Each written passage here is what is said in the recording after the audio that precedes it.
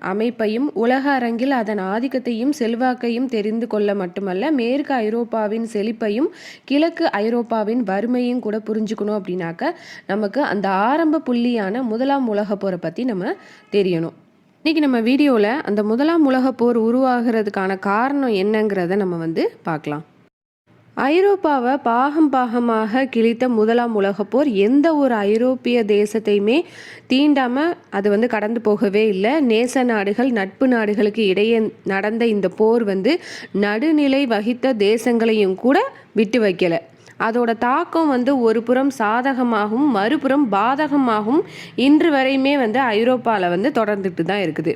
Germany, Ottoman, Austria, Hungary மற்றும் Russia என்னும் 4 பெரும் சக்திகளோட வீழ்ச்சியை ஏற்படுத்திய பெரும்பாலான காலனித்துவத்தை முடித்து வைத்து உலகின் பொருளாதார சமநிலையை மாற்றி ஐரோப்பிய வரைபடத்தை திருத்தி